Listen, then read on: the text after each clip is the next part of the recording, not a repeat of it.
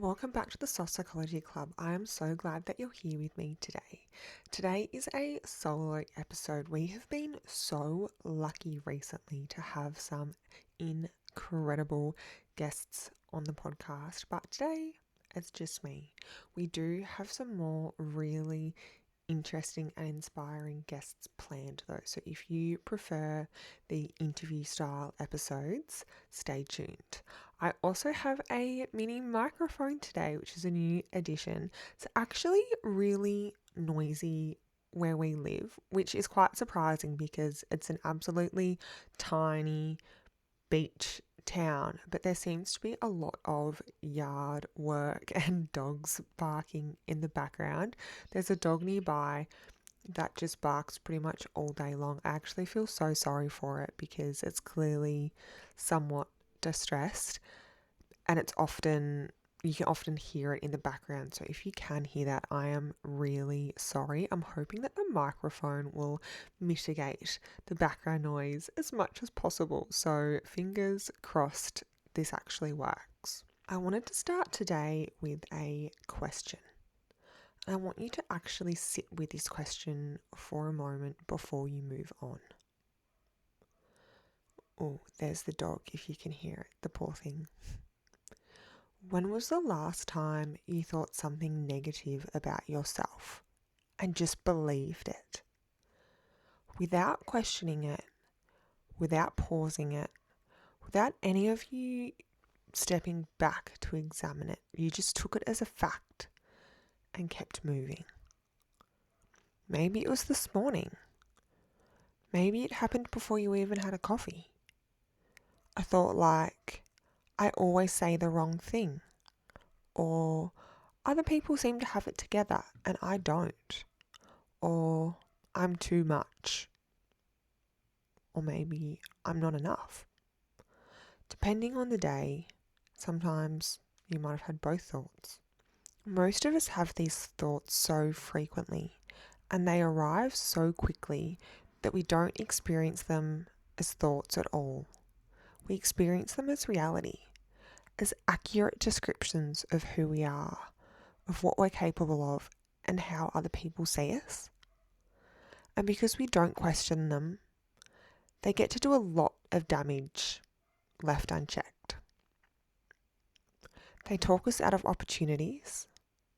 They keep us rehearsing conversations that haven't even happened yet. Or maybe conversations that have happened and we can't do anything about it now. They make us smaller and quieter and more careful than we need to be. They sit underneath anxiety and self-doubt and that low-grade feeling that you're somehow behind everybody else, even when, by any objective measure, you're doing just fine. And here's the part that I really want you to hear. This is not a personality flaw.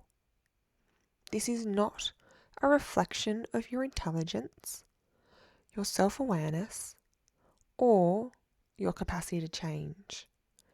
It's a pattern, a learned, trainable, changeable pattern. Often this pattern just becomes part of a habit, really. So today we're going to talk about what that pattern is called, how it works, and what you can start to do about it, how you can start to change it. Because here's the reframe that I want to leave you with today. You're not too sensitive, you are not irrational, and you are not broken.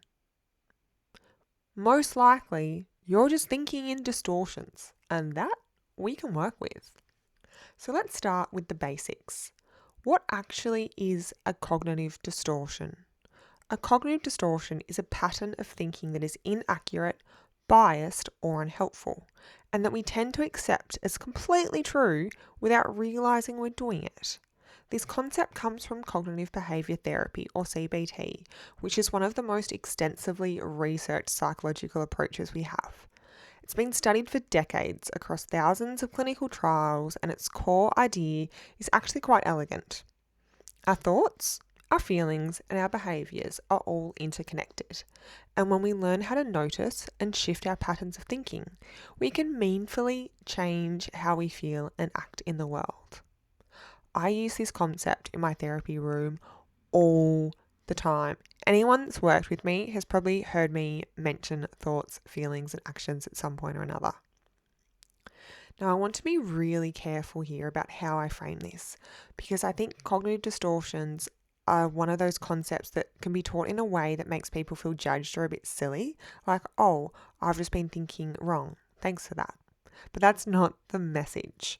Cognitive distortions are not a sign that you're irrational, they're not a character flaw, they're an entirely normal feature of the human brain, particularly when you're under stress, when your sense of worth feels shaky, or when anxiety is running the show. Here's a useful way to think about it. Your brain's primary job, evolutionary speaking, is not to make you happy. It's not to make you feel confident. Its job is to keep you safe. And one of the ways that it does this is by processing information incredibly quickly using mental shortcuts, pattern recognition, generalization, and prediction. Our brain loves efficiency. It wants the quickest possible way to do something because that conserves energy, which is very important to our survival. Well, it was. Most of the time, these shortcuts can be useful, but some of them are actually really inaccurate. They were formed early, often in response to experiences, environments, and messages that shaped how we learn to see ourselves and the world. And even when the context changes, even when we're no longer in those environments, the shortcuts just keep on running. It's pretty much what a cognitive distortion is. It's a mental shortcut that made some sense once upon a time, but that your brain is still applying, even though it's not actually accurate. So often we'll call these thought traps, like they're traps that people fall into. So they're common patterns of thinking that so many people fall into one way or another. So the thing is about shortcuts is if you never really slow down to examine them, you never get to question whether they're actually leading you somewhere true. And that's exactly what we're going to start doing today. I'm going to walk you through 5 cognitive distortions. There's actually more than that, but we're only going to look at 5 of them today.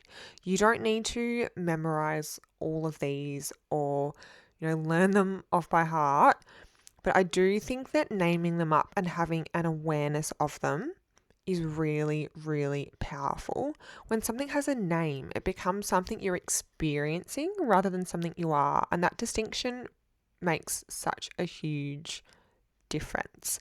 There's a term in psychology we use, which is name it to tame it. And when you can name something up, it instantly becomes so much more manageable than it was before you named it up. So let's go through them. The first one, which is so incredibly common, is all or nothing thinking. Sometimes this is called black and white thinking, and this is where the brain categorizes everything into extremes and there's no middle ground, no nuance, no space for complexity. You either did it perfectly or you failed. You're either a good friend or you're a bad friend. You're either productive or you're lazy. There's no mostly okay. No, I did well at some of this, or that was hard, but I still showed up.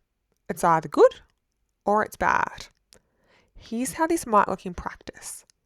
Imagine someone who's been working towards a health goal. They've been consistent for 3 weeks, and then they have a really difficult weekend, and it all falls apart. Rather than thinking, 3 weeks of consistency and 1 hard weekend, that's still meaningful progress.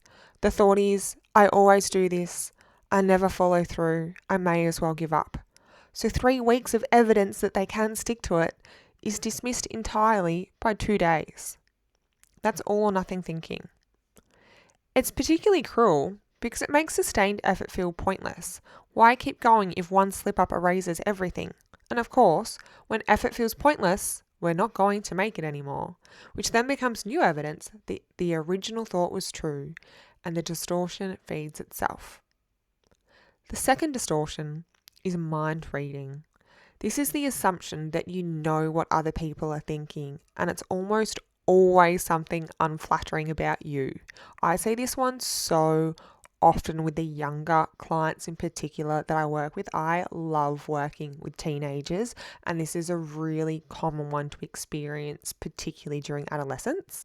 So, as an example, you might send a message and they might not get back to you very quickly, and you think they must be annoyed at me. You say something in a meeting and the room doesn't react the way that you thought they were going to, and you think everyone thinks that was stupid. You walk past someone you know and they don't say hello, and you think, oh my God, they must not like me. Now, it's worth noting, sometimes people are annoyed. Sometimes things do land kind of poorly.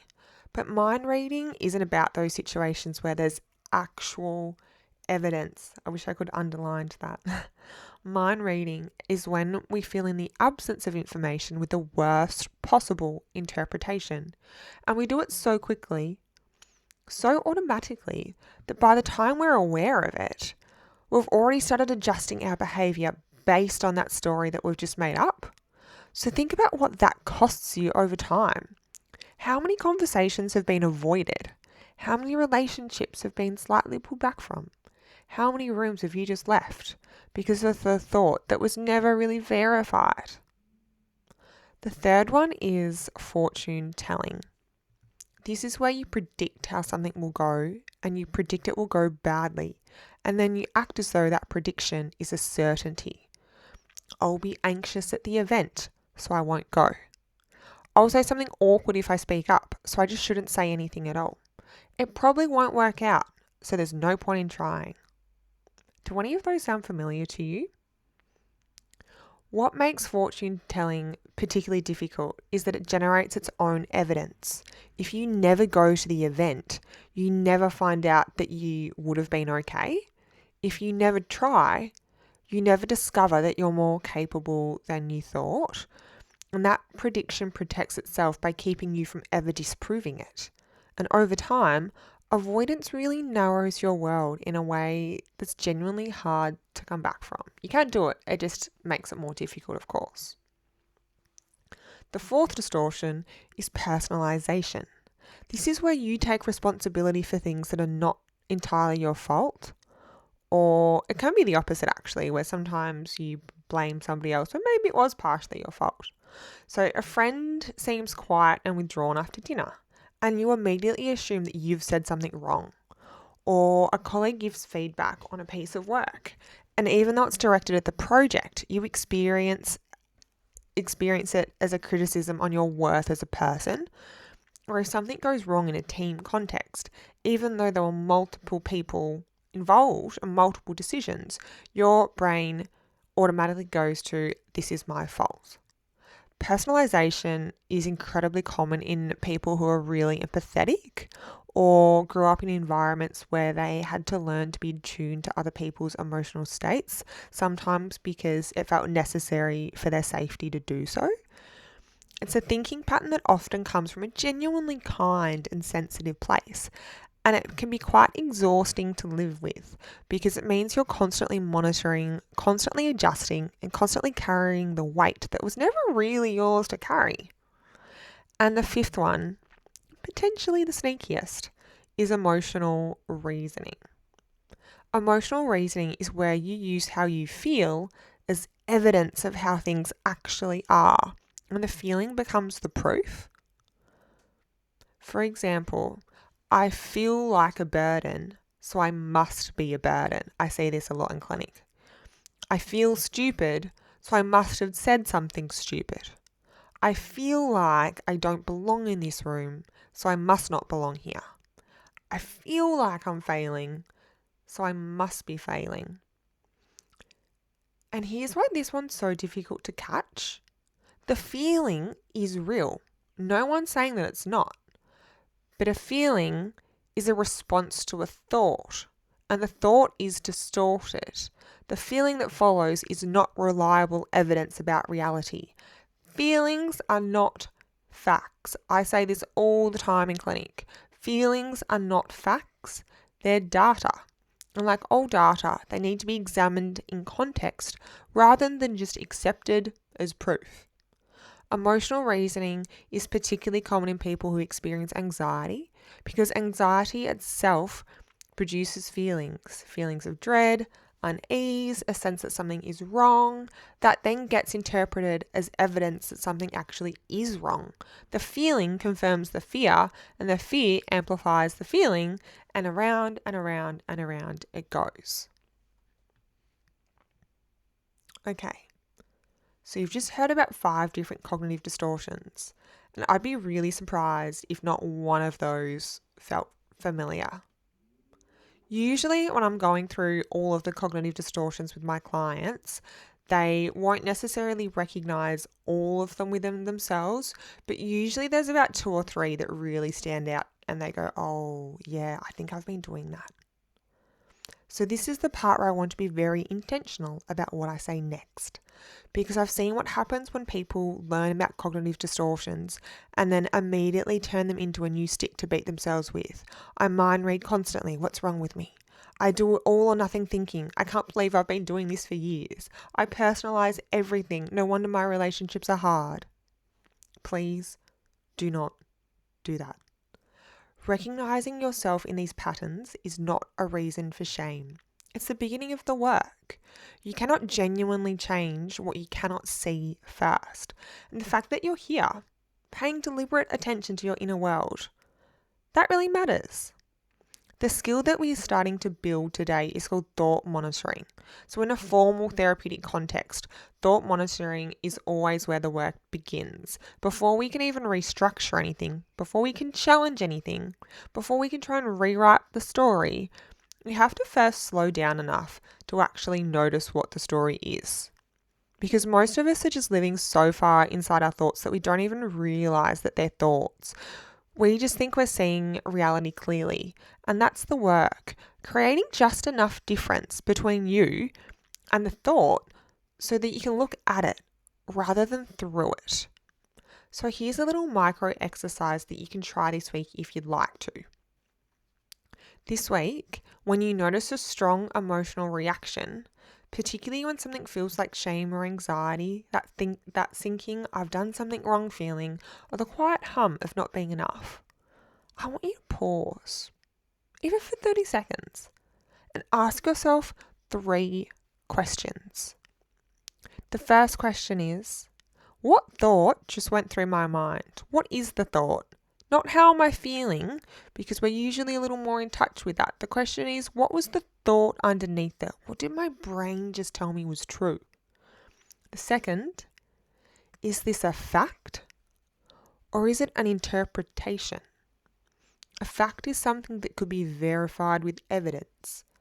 An interpretation is a story that the brain has constructed based on limited, filtered information. Sometimes the interpretation is accurate, and often it isn't. The question is simply, which is this? And the third question is, which of those 5 distortions might be at play here? Am I in all or nothing thinking? Am I assuming I know what someone else is thinking? Am I predicting a bad outcome and treating it as certain? Am I making something about me that might not be about me? Am I using how I feel as proof of how things are? You don't need to fix that thought. You don't need to immediately replace it with something more positive. That actually comes a little bit later on. But right now, the goal is to observe, to notice the thought, to hold it up and look at it, rather than walking straight into it and wearing it as a fact. That gap, the one between having a thought and automatically fusing it with the truth, that's where everything becomes possible. The gap can be trained. It starts off small, just a flicker of awareness, a half a second of, wait, is that actually true? And with practice, it grows. Now, I do want to remind you that everything that I've just spoken about here is educational only. I can't provide therapy to you through a podcast, nor would I ever try to. This is purely informational only. Is that the right word? This is purely for information only, for educational purposes. If you want to know more or you want more support with this, you actually can book in to work with me. There's some links in my link tree that's in my Instagram bio. But this itself is just to inform you. So I'll leave you with this. The inner critic is not a life sentence, it's just a pattern. And patterns, with the right support and the right tools, can change. Now, this isn't a theory. It shows up in real, measurable ways in people's lives. What makes the difference isn't just willpower or positive thinking, it's learning to work with your mind rather than being at the mercy at it. It's building the skill of noticing before you start to work on changing. It's understanding why you think the way you do, and from there, having an actual choice about whether you keep thinking that way. This can be really slow work sometimes, and it's not always linear. In fact, it's never really linear, but it is real work, and it's really worth doing. If today's episode resonated for you, you're welcome to have a look at my free self-worth audit. This can be downloaded from my link tree. It's around 10 minutes probably, and it's a tool that can help you identify where your sense of worth is most vulnerable and where the most work might be for you specifically. And if you're ready to go deeper, if you really recognize yourself in what we've talked about today and you want a structured program that is based in the evidence, I offer a 20-minute free discovery call. So this is for people that are interested in my 6-week program, which is called the Inner Edit, where we work on your mindset, your action, and your identity. So if you're interested in that, there's a lot more information over on Instagram, and then you are very welcome to message me and we can book in a 20-minute call. It's completely cost-free and there's no obligation. We basically just chat through it a little more and figure out if the inner edit is the right fit for you. So thank you so much for being here with me today. I really hope that you found some value in this information and education that I'm sharing with you today. I really do love talking about this stuff. Clearly, it's what I'm really passionate about. And I hope to see you next time at the Soft Psychology Podcast.